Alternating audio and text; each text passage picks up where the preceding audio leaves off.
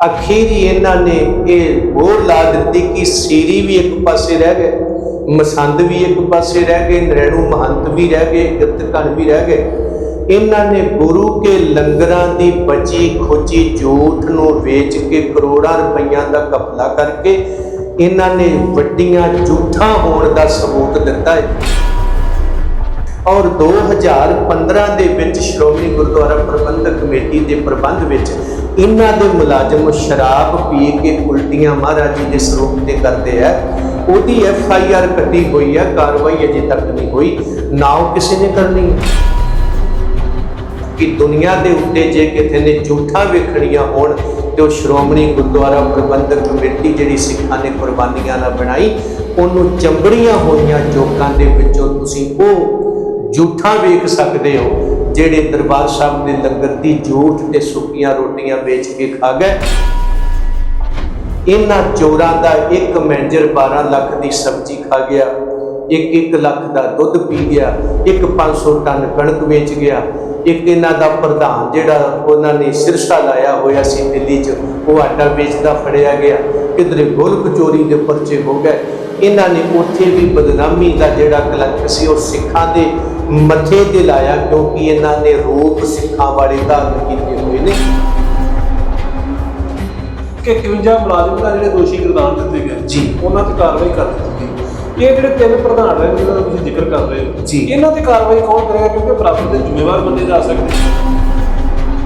फिर वक्री जिहड़ी गल कदे संत जरनैल सिंह होरां ने कीती, आनंदपुर के मते लिखे गए, उन्हां मतियां च मद पाए गए कि सचखंड श्री दरबार साहिब का लाइव जिहड़ा वक्रे तौर पर सानू हक हकूक होने चाहिए ने। पर जदों शहीदियां तो बाद हक हकूक मिलण लगे तो वड्डे बादल ने वो जिहड़ा ट्रांसमीटर सी अपना फिट कर लिया भी हुण कहण नूं PTC कमाई बादल टब्बर की ते उन्हां दे झोली चुकां दी चोना सचखंड श्री दरबार साहब नूं लगू।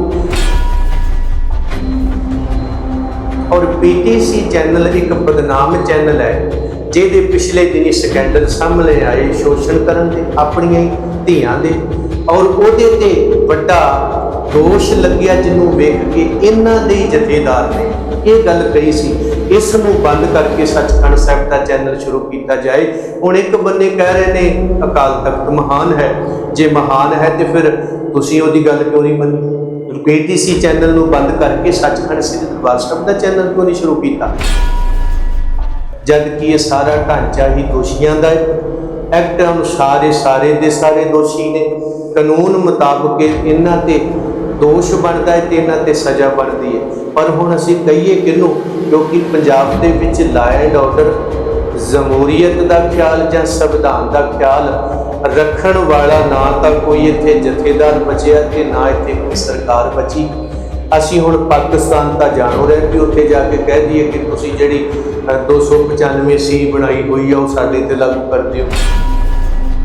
तो रोजाना दस्तक नाल जुड़ चुके हो तुसीं। मेरा नाम है गुरिंदर सिंह बाठ। ਅੱਜ ਅਸੀਂ ਗੱਲ ਕਰਨ ਜਾ ਰਹੇ ਹਾਂ ਸ਼੍ਰੋਮਣੀ ਗੁਰਦੁਆਰਾ ਪ੍ਰਬੰਧਕ ਕਮੇਟੀ ਵੱਲੋਂ ਜਿਹੜੀ ਹਾਲ ਹੀ 'ਚ ਕਾਰਵਾਈ ਕੀਤੀ ਹੈ ਕਿ ਝੂਠ ਤੇ ਸੁੱਕੀਆਂ ਰੋਟੀਆਂ ਖਾਣ ਦੇ ਮਾਮਲੇ 'ਚ 51 ਮੁਲਾਜ਼ਮ ਮੁਅੱਤਲ ਕਰ ਦਿੱਤੇ ਗਏ ਨੇ। ਇਸ ਸੰਬੰਧੀ ਸਾਰੀ ਗੱਲਬਾਤ ਤੋਂ ਸਾਰੇ ਘਟਨਾਕ੍ਰਮ ਤੋਂ ਪਰਦਾ ਚੁੱਕਣ ਲਈ ਮੇਰੇ ਨਾਲ ਸਿੱਖ ਸਦਭਾਵਨਾ ਦਲ ਦੇ ਮੁਖੀ ਭਾਈ ਬਲਦੇਵ ਸਿੰਘ ਵਡਾਲਾ ਮੌਜੂਦ ਨੇ। ਉਹਨਾਂ ਕੋਲੋਂ ਜਾਣਦੇ ਹਾਂ ਕਿ ਸ਼੍ਰੋਮਣੀ ਗੁਰਦੁਆਰਾ ਪ੍ਰਬੰਧਕ ਕਮੇਟੀ ਸਿੱਖਾਂ ਦੀ ਇੱਕ ਸਰਮੌਰ ਸੰਸਥਾ ਹੈ। ਇੰਨੀ ਗਿਰਾਵਟ ਵੱਲ, ਇੰਨੇ ਨਿਘਾਰ ਵੱਲ ਕਿਵੇਂ ਤੇ ਕਦੋਂ ਚੱਲ ਪਈ? ਭਾਈ ਸਾਹਿਬ ਪਹਿਲਾਂ ਤਾਂ ਵਾਹਿਗੁਰੂ ਜੀ ਕਾ ਖਾਲਸਾ ਵਾਹਿਗੁਰੂ ਜੀ ਕੀ ਫਤਿਹ ਜੀ। ਸੋ ਤੁਸੀਂ ਵੀ ਸ਼੍ਰੋਮਣੀ ਗੁਰਦੁਆਰਾ ਪ੍ਰਬੰਧਕ ਕਮੇਟੀ ਦੇ ਮੁਲਾਜ਼ਮ ਰਹੇ ਹੋ, ਕੀਰਤਨੀਏ ਰਹੇ ਹੋ ਜੀ, ਡਿਊਟੀ ਤਨਦੇਹੀ ਨਾਲ ਨਿਭਾਉਂਦੇ ਰਹੇ ਹੋ।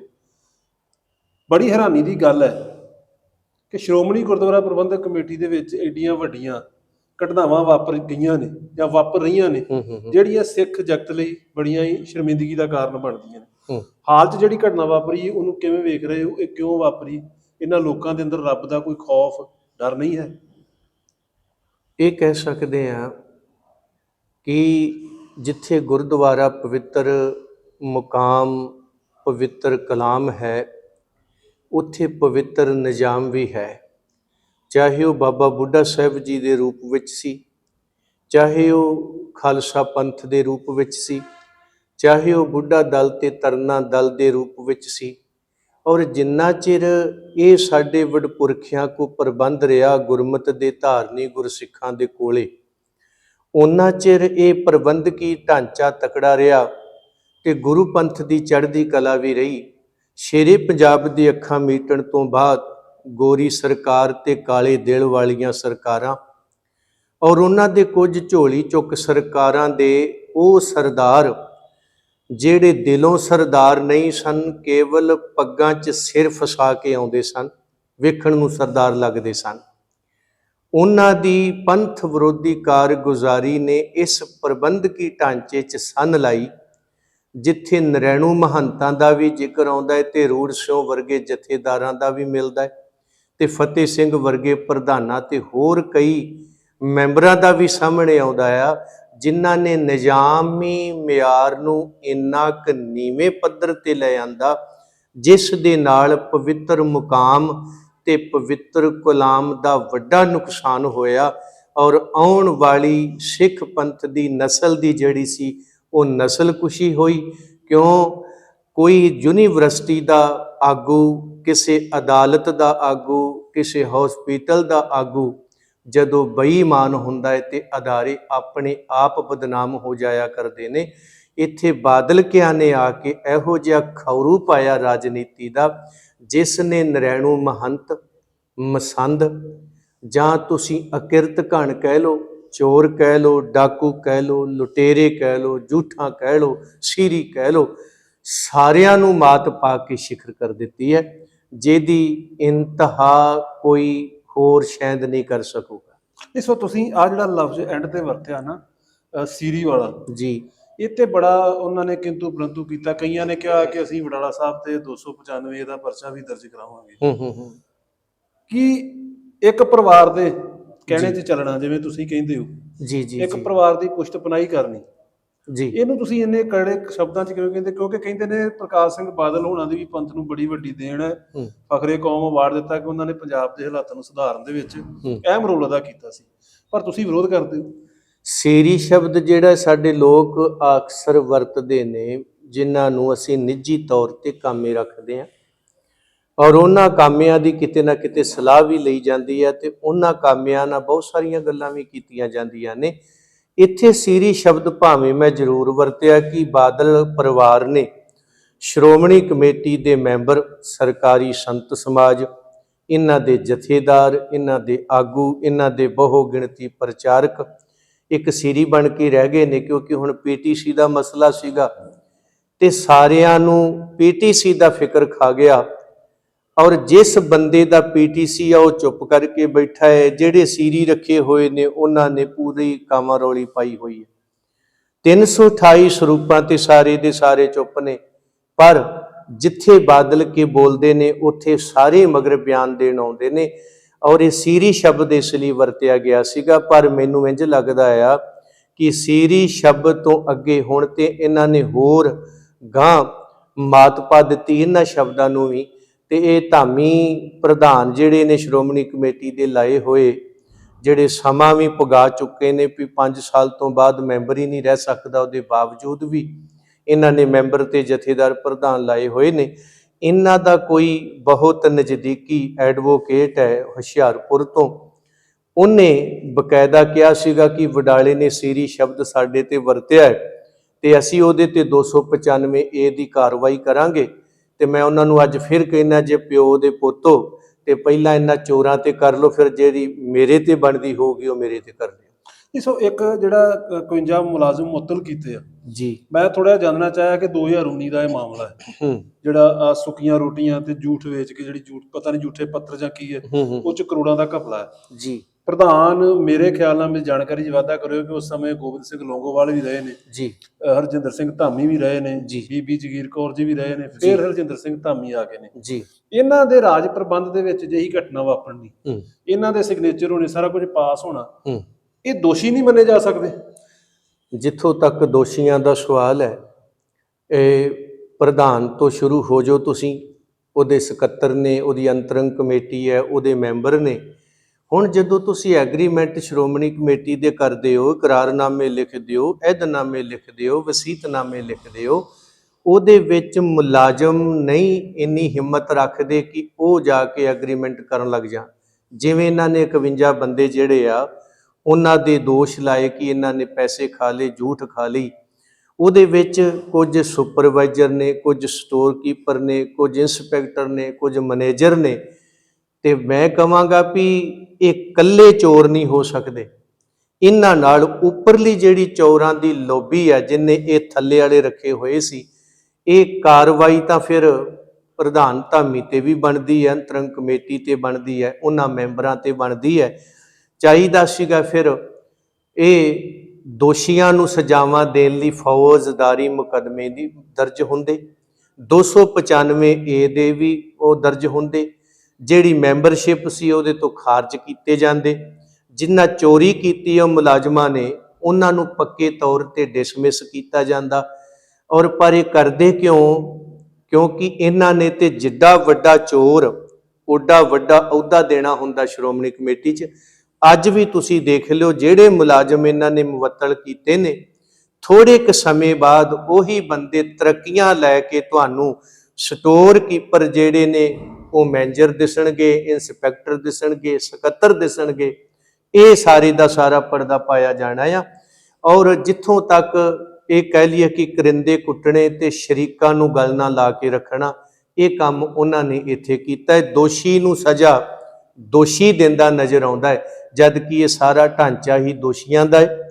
ਐਕਟ ਅਨੁਸਾਰ ਇਹ ਸਾਰੇ ਦੇ ਸਾਰੇ ਦੋਸ਼ੀ ਨੇ, ਕਾਨੂੰਨ ਮੁਤਾਬਕ ਇਹਨਾਂ ਤੇ ਦੋਸ਼ ਬਣਦਾ ਹੈ ਤੇ ਇਹਨਾਂ ਤੇ ਸਜ਼ਾ ਬਣਦੀ ਹੈ। ਪਰ ਹੁਣ ਅਸੀਂ ਕਹੀਏ ਕਿਹਨੂੰ? ਕਿਉਂਕਿ ਪੰਜਾਬ ਦੇ ਵਿੱਚ ਲਾ ਐਂਡ ਆਰਡਰ, ਜਮਹੂਰੀਅਤ ਦਾ ਖਿਆਲ ਜਾਂ ਸੰਵਿਧਾਨ ਦਾ ਖਿਆਲ ਰੱਖਣ ਵਾਲਾ ਨਾ ਤਾਂ ਕੋਈ ਇੱਥੇ ਜਥੇਦਾਰ ਬਚਿਆ ਤੇ ਨਾ ਇੱਥੇ ਕੋਈ ਸਰਕਾਰ ਬਚੀ। ਅਸੀਂ ਹੁਣ ਪਾਕਿਸਤਾਨ ਤਾਂ ਜਾਣੋ ਰਹੇ ਵੀ ਉੱਥੇ ਜਾ ਕੇ ਕਹਿ ਦਈਏ ਕਿ ਤੁਸੀਂ ਜਿਹੜੀ 295C ਬਣਾਈ ਹੋਈ ਆ ਉਹ ਸਾਡੇ ਤੇ ਲਾਗੂ ਕਰ ਦਿਓ। ਇਸ ਤਰ੍ਹਾਂ ਦਾ ਤੇ ਕੁਝ ਇੱਥੇ ਹੈ ਨਹੀਂ। ਇਸ ਲਈ ਇਹ ਦੋਸ਼ੀ ਨੂੰ ਦੋਸ਼ੀ ਸਜ਼ਾ ਦਿੰਦਾ ਨਜ਼ਰ ਜ਼ਰੂਰ ਆਉਂਦਾ ਹੈ, ਪਰ ਚੋਰ ਚੋਰ ਮਛੇਰੇ ਭਾਈ ਨੇ। ਔਰ ਜਿੱਥੋਂ ਤੱਕ ਝੂਠ ਦਾ ਲੰਗਰਾਂ ਦਾ ਸਵਾਲ ਹੈ, ਗੁਰੂ ਕੇ ਲੰਗਰਾਂ ਦੀ ਬੜੀ ਮਹਾਨਤਾ ਹੈ। ਇਹ ਗੁਰੂ ਨਾਨਕ ਸਾਹਿਬ ਤੋਂ 20 ਰੁਪਈਆਂ ਦੇ ਲੰਗਰ ਤੋਂ ਸ਼ੁਰੂ ਹੁੰਦੀ ਹੈ ਤੇ ਕਿਧਰੇ ਜਾਂਦਿਆਂ ਜਾਂਦਿਆਂ ਇਹ ਮਾਤਾ ਖੀਵੀ ਜੀ ਦਾ ਜ਼ਿਕਰ ਆਉਂਦਾ ਹੈ, ਬਾਬਾ ਬੁੱਢਾ ਸਾਹਿਬ ਜੀ ਵਰਗਿਆਂ ਦੇ ਜ਼ਿਕਰ ਆਉਂਦੇ ਨੇ, ਭਾਈ ਨੰਦ ਲਾਲ ਸਾਹਿਬ, ਭਾਈ ਕਨਈਆ ਜੀ ਵਰਗੇ ਕਈਆਂ ਦੇ ਜ਼ਿਕਰ ਆਉਂਦੇ ਨੇ, ਭਾਈ ਇੱਥੇ ਫੇਰੂ ਜੀ ਵਰਗਿਆਂ ਦੀਆਂ ਸੇਵਾਵਾਂ ਸਾਹਮਣੇ ਆਉਂਦੀਆਂ ਨੇ।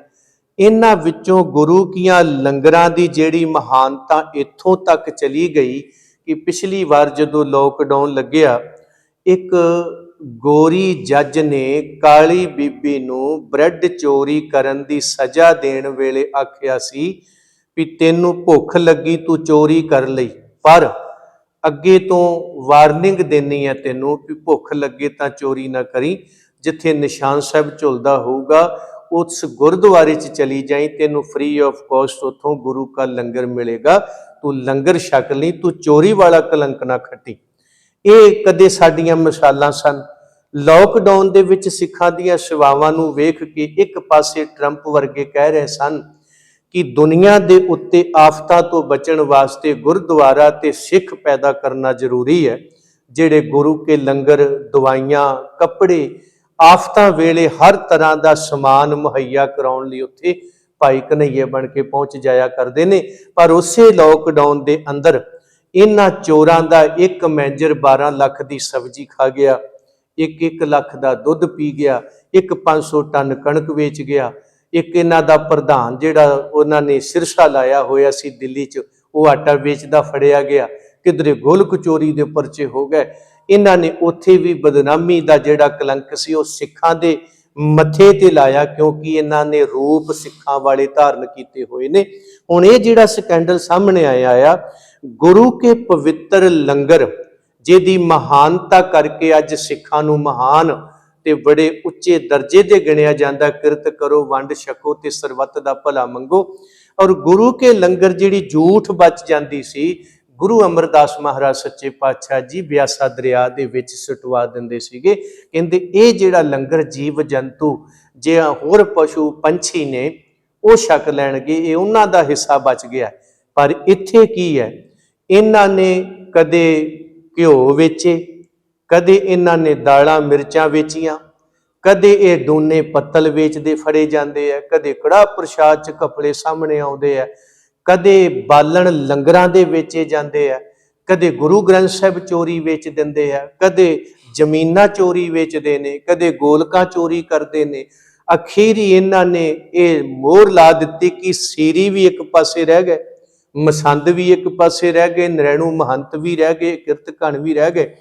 ਇਹਨਾਂ ਨੇ ਗੁਰੂ ਕੇ ਲੰਗਰਾਂ ਦੀ ਬਚੀ ਖੋਚੀ ਜੂਠ ਨੂੰ ਵੇਚ ਕੇ ਕਰੋੜਾਂ ਰੁਪਈਆਂ ਦਾ ਘਪਲਾ ਕਰਕੇ ਇਹਨਾਂ ਨੇ ਵੱਡੀਆਂ ਝੂਠਾਂ ਹੋਣ ਦਾ ਸਬੂਤ ਦਿੱਤਾ ਹੈ ਕਿ ਦੁਨੀਆ ਦੇ ਉੱਤੇ ਜੇ ਕਿਸੇ ਨੇ ਝੂਠਾਂ ਵੇਖਣੀਆਂ ਹੋਣ ਤੇ ਉਹ ਸ਼੍ਰੋਮਣੀ ਗੁਰਦੁਆਰਾ ਪ੍ਰਬੰਧਕ ਕਮੇਟੀ ਜਿਹੜੀ ਸਿੱਖਾਂ ਨੇ ਕੁਰਬਾਨੀਆਂ ਨਾਲ ਬਣਾਈ, ਉਹਨੂੰ ਚੰਬੜੀਆਂ ਹੋਈਆਂ ਜੋਕਾਂ ਦੇ ਵਿੱਚੋਂ ਤੁਸੀਂ ਉਹ ਝੂਠਾਂ ਵੇਖ ਸਕਦੇ ਹੋ ਜਿਹੜੇ ਦਰਬਾਰ ਸਾਹਿਬ ਦੇ ਲੰਗਰ ਦੀ ਝੂਠ ਤੇ ਸੁੱਕੀਆਂ ਰੋਟੀਆਂ ਵੇਚ ਕੇ ਖਾ ਗਏ।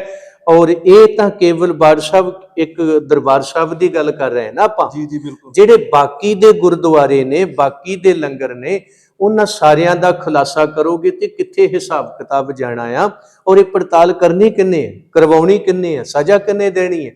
ਇਸ ਲਈ ਸਾਨੂੰ ਬਹੁਤ ਕੁਝ ਬਦਲਣ ਦੀ ਜ਼ਰੂਰਤ ਹੈ। ਔਰ ਇਹਦੇ ਵਿੱਚ 19 ਤੋਂ ਲੈ ਕੇ 22 ਤੱਕ ਬੀਬੀ ਜਗੀਰ ਕੌਰ ਵੀ ਪ੍ਰਧਾਨ ਰਹੀ ਹੈ, ਲੌਂਗੋਵਾਲ ਵੀ ਆਉਂਦਾ ਹੈ, ਤੇ ਸਕੱਤਰ ਰਹੇ ਨੇ ਧਾਮੀ ਸਾਹਿਬ ਅੱਜ ਜਿਹੜੇ ਪ੍ਰਧਾਨ ਨੇ। ਫਿਰ ਇਹਨਾਂ ਦੀ ਅੰਤਰੰਗ ਕਮੇਟੀ ਹੈ।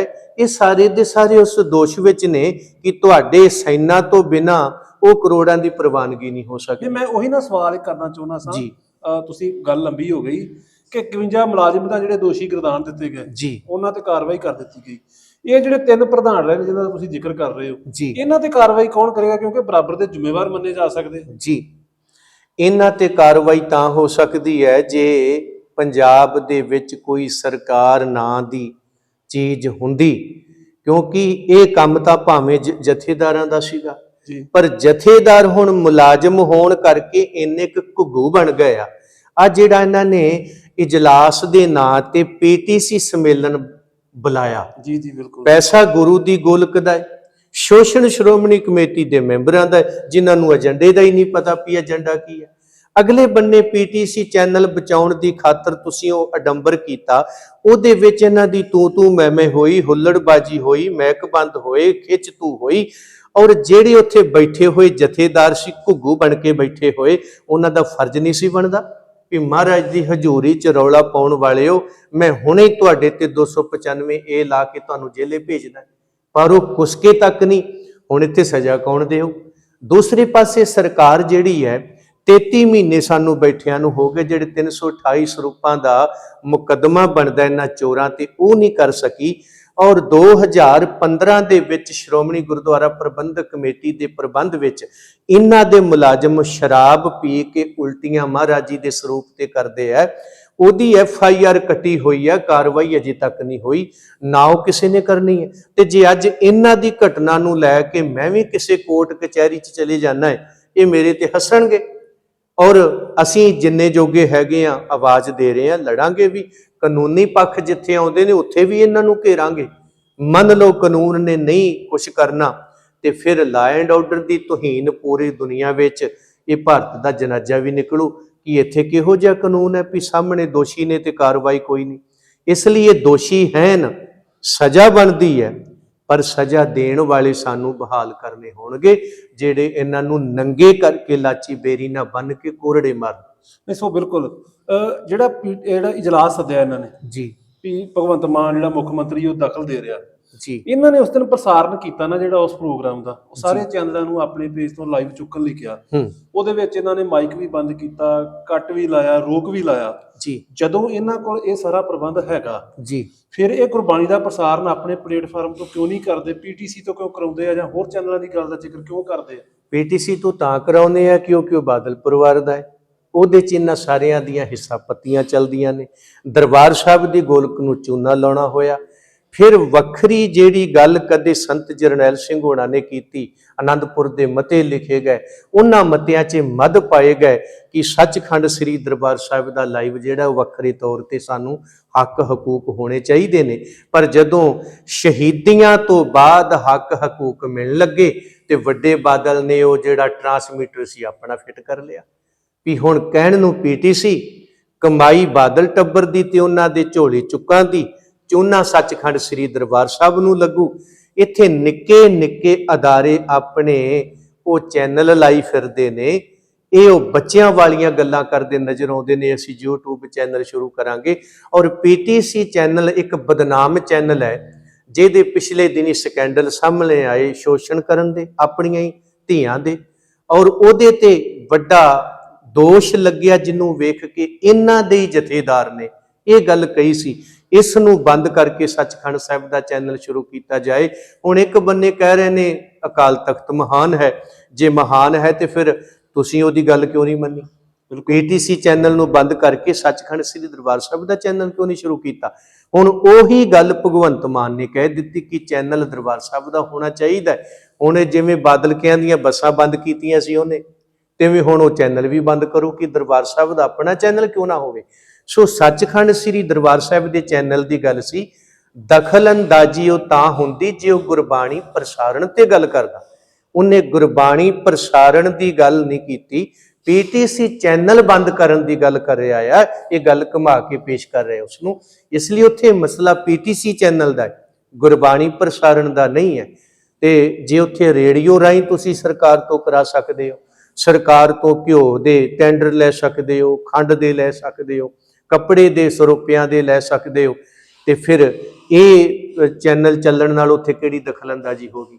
ਤੇ ਤੁਹਾਡੀਆਂ ਵੋਟਾਂ ਵੀ ਤੇ ਸਰਕਾਰ ਹੀ ਕਰਾਉਂਦੀ ਹੈ, ਤੁਹਾਡਾ ਐਕਟ ਵੀ ਸਰਕਾਰ ਨੇ ਬਣਾਇਆ, ਇਹਦੀ ਸਹਿਮਤੀ ਵੀ ਤੇ ਤੁਹਾਡੇ ਉਹਨਾਂ ਨੇ ਦਿੱਤੀ ਜਿਨ੍ਹਾਂ ਡੁਐਰ ਨੂੰ ਰੋਟੀਆਂ ਖਵਾਈਆਂ, ਹੋਰ ਤਾਂ ਕਿਸੇ ਨੇ ਦਿੱਤੀ ਨਹੀਂ। ਇਸ ਲਈ ਤੁਸੀਂ ਸਾਰਾ ਇਹ ਡਰਾਮਾ ਜਿਹੜਾ ਆ ਇਹ ਲੋਕਾਂ ਨੂੰ ਗੁੰਮਰਾਹ ਕਰਨ ਵਾਸਤੇ ਆ। ਪੰਥਕ ਹੋਣ ਲਈ ਜਿੰਨਾ ਮਰਜ਼ੀ ਹੁਣ ਰੌਲਾ ਪਾ ਲੈਣ, ਹੁਣ ਇਹ ਉਹ ਝੂਠਾਂ ਬਣ ਗਈਆਂ ਨੇ ਕਿ ਇਹਨਾਂ ਨੂੰ ਕਿਸੇ ਨੇ ਮੂੰਹ ਤੱਕ ਨਹੀਂ ਲਾਉਣਾ। ਇੱਥੇ PTC ਬੰਦ ਕਰਨ ਦੀ ਗੱਲ ਹੈ, ਪ੍ਰਸਾਰਣ ਵਾਸਤੇ ਸਾਰੇ ਚੈਨਲਾਂ ਨੂੰ ਅਧਿਕਾਰ ਹੋਣੇ ਚਾਹੀਦੇ ਨੇ, ਪਰ ਉਹਦੇ ਤੇ ਇੱਕ ਸ਼ਰਤ ਹੋਣੀ ਚਾਹੀਦੀ ਹੈ, ਅਸ਼ਲੀਲ ਮਸ਼ਹੂਰੀਆਂ ਨਾ ਚਲਾਈਆਂ ਜਾਣ, ਚਲਦੇ ਕੀਰਤਨ ਵਿੱਚ ਕਿਸੇ ਕਿਸਮ ਦੀ ਮਸ਼ਹੂਰੀ ਨਾ ਹੋਵੇ, ਉਹਦੇ ਹੱਕ ਹਕੂਕ ਬਾਦਲ ਪਰਿਵਾਰ ਦੀ ਥਾਂ ਸੱਚਖੰਡ ਸ੍ਰੀ ਦਰਬਾਰ ਸਾਹਿਬ ਕੋਲੇ ਹੋਣੇ ਚਾਹੀਦੇ। ਸੋ ਹੁਣ ਇੱਕ ਅਖੀਰ ਤੇ ਮੇਰਾ ਸਵਾਲ ਹੈ ਕਿ ਬਾਦਲ ਪਾਰਟੀ ਦਾ ਹੁਣ ਅਫਵਾਹਾਂ ਉੱਠ ਰਹੀਆਂ ਨੇ ਕਿ ਫਿਰ ਬਾਦਲ ਤੇ ਭਾਜਪਾ ਇਕੱਠੇ ਹੋ ਰਹੇ ਨੇ ਜੀ, ਤੇ ਤੁਸੀਂ ਬੜਾ ਤਿੱਖਾ ਬੋਲਦੇ ਹੋ, ਫਿਰ ਇਹ ਕਾਰਵਾਈ ਕਰਨਗੇ? ਦੇਖੋ, ਬਾਦਲ ਪਰਿਵਾਰ ਭਾਵੇਂ ਕੁਝ ਲੋਕਾਂ ਨੇ ਜਾਂ ਬਹੁ ਗਿਣਤੀ ਲੋਕਾਂ ਨੇ ਮੰਨਿਆ, ਕਈ ਸਾਲਾਂ ਤੋਂ ਪਿਛਲੇ ਆ ਜਦੋਂ ਇਹਨਾਂ ਦਾ ਬਖੇੜਾ ਖੜਾ ਹੋਇਆ ਜੀ BJP ਤੇ ਬਾਦਲ ਕੇ ਅਲੱਗ ਹੋ ਗਏ ਜੀ, ਮੈਂ ਉਦੋਂ ਵੀ ਕਹਿਣਾ ਸਾਂ, ਅੱਜ ਵੀ ਕਹਿ ਰਿਹਾ, ਬਾਦਲ ਕੇ ਭਗਤ ਜਿਹੜੇ BJP ਦੇ ਨੇ ਇਹ ਭੁੱਲ ਕੇ ਵੀ ਇੱਕ ਦੂਜੇ ਤੋਂ ਅਲੱਗ ਨਹੀਂ ਹੋ ਸਕਦੇ। ਇਹ 9 ਮਾਸ ਦੇ ਰਿਸ਼ਤੇ ਤੋਂ ਬੜੀ ਗਾਂਹ ਦੀ ਗੱਲ ਹੈ, ਕਿਉਂਕਿ ਇਹਨਾਂ ਤੋਂ ਘਟੀਆ ਪੰਥ ਵਿਰੋਧੀ ਸਿੱਖ ਵਿਰੋਧੀ ਤਾਕਤਾਂ ਨੂੰ ਕਿਹੜਾ ਦਲ ਹੋਊ ਜਿਹੜਾ ਇਹਨਾਂ ਤੋਂ ਬਿਨਾਂ ਮਿਲੂ। ਇਸ ਲਈ ਇਹ ਲੋਕ ਨਾ ਉਹਨਾਂ ਤੋਂ ਦੂਰ ਜਾ ਸਕਦੇ ਨੇ ਤੇ ਨਾ ਉਹ ਇਹਨਾਂ ਨੂੰ ਛੱਡ ਸਕਦੇ ਨੇ। ਇਸ ਲਈ ਹੁਣ ਇਕੱਠੇ ਹੋਣ ਦਾ ਮਕਸਦ ਇਹੀ ਹੈ ਕਿ ਸ਼੍ਰੋਮਣੀ ਕਮੇਟੀ ਦੀਆਂ ਚੋਣਾਂ ਕਿਧਰੇ ਪੰਜਾਬ ਸਰਕਾਰ ਕਰਾ ਨਾ ਦੇ। ਇਸ ਲਈ ਉਹਨਾਂ ਨਾਲ ਹੱਥ ਫੇਰ ਗੂੜਾ ਕਰ ਲਓ ਵੀ ਜਿਹੜਾ ਵਾਰ-ਵਾਰ ਉੱਥੇ ਜਾਣਾ, ਅਜੇ ਇੱਧਰੋਂ ਐਲਾਨ ਹੁੰਦਾ ਆ ਵੀ ਸ਼੍ਰੋਮਣੀ ਕਮੇਟੀ ਦੀ ਚੋਣ ਹੋਊ, ਦੂਜੇ ਬੰਨੇ ਧਾਮੀ ਸਾਹਿਬ ਦੀ ਗ੍ਰਹਿ ਮੰਤਰੀ ਨਾਲ ਮੀਟਿੰਗ ਹੋ ਜਾਂਦੀ ਹੈ। ਉਹ ਮੀਟਿੰਗ ਕਿਤੇ ਦਰਬਾਰ ਸਾਹਿਬ ਤੋਂ GST ਮੁਕਤ ਕਰਾਉਣ ਲਈ ਸੀ, ਉਹ ਕਿਤੇ ਸ਼੍ਰੋਮਣੀ ਕਮੇਟੀ ਦੀਆਂ ਚੋਣਾਂ ਕਰਾਉਣ ਲਈ ਸੀ, ਉਹ ਕਿਤੇ ਅਕਾਲ ਤਖਤ ਦੀ ਸਕੱਤਰੇਤ ਬਹਾਲ ਕਰਨ ਲਈ ਸੀ, ਉਹ ਕਿਤੇ ਸਿੱਖਾਂ ਦੀ ਕਾਲੀ ਸੂਚੀ ਖਤਮ ਕਰਨ ਲਈ ਸੀ, ਉਹ ਕਿਤੇ ਬੰਦੀ ਸਿੰਘਾਂ ਦੀ ਰਿਹਾਈ ਵਾਸਤੇ ਸੀ, ਉਹ ਕਿਤੇ ਪੰਜਾਬ ਦੇ ਪੌਣ ਪਾਣੀ ਧਰਤੀ ਵਾਸਤੇ ਸੀ, ਉਹ ਕਿਤੇ ਗੁਰੂ ਘਰਾਂ ਦੇ 1925 ਐਕਟ ਵਿੱਚ ਸੋਧਾ ਕਰਨ ਵਾਸਤੇ ਸੀ। ਇਦਾਂ ਦਾ ਕੁਝ ਨਹੀਂ ਸੀ। ਇਹ ਸਿਰਫ ਤੇ ਸਿਰਫ ਮਿਲਣੀ ਸੀਗੀ ਵੀ ਵੇਖਿਓ ਕਿਤੇ ਸ਼੍ਰੋਮਣੀ ਕਮੇਟੀ ਚੋਣਾਂ ਕਰਾ ਕੇ ਮਰਵਾ ਨਾ ਦਿਓ। ਤੇ ਹੁਣ ਉਹਨਾਂ ਨੇ ਵੀ ਇੱਕ ਤੀਰ ਨਾਲ 3 ਨਿਸ਼ਾਨੇ ਮਿਥ ਲਏ ਨੇ। ਇੱਕ ਬੰਨੇ ਇਹਨਾਂ ਦੇ ਬਿਆਨ ਆਉਣੇ ਸ਼ੁਰੂ ਹੋ ਗਏ ਕਿ ਅਸੀਂ BJP 'ਚ ਫਿਰ ਮਿਲ ਰਹੇ ਹਾਂ। ਇਹਦਾ ਮਤਲਬ ਉਹਨਾਂ ਨੇ ਹੁਣ ਧੌਣ ਤੇ ਗੋਡਾ ਦੇ ਦਿੱਤਾ ਹੈ ਵੀ ਬੰਦੇ ਦੇ ਪੁੱਤ ਬਣ ਜਾਓ, ਨਹੀਂ ਤੇ ਸ਼੍ਰੋਮਣੀ ਕਮੇਟੀ ਦੀਆਂ ਚੋਣਾਂ ਕਰਾ ਦਿਆਂਗੇ। ਇਹ ਹੁਣ ਡਰਦੇ ਉਸ ਪੰਜਾਲੀ 'ਚ ਜਾ ਰਿਹਾ ਵੀ ਜੇ ਦਰਬਾਰ ਸਾਹਿਬ ਵੀ ਹੱਥੋਂ ਨਿਕਲ ਗਿਆ, ਇੱਕ ਲੱਤ ਸਿਆਸੀ ਪੰਜਾਬ ਦੇ ਲੋਕਾਂ ਨੇ ਤੋੜ ਦਿੱਤੀ ਹੈ।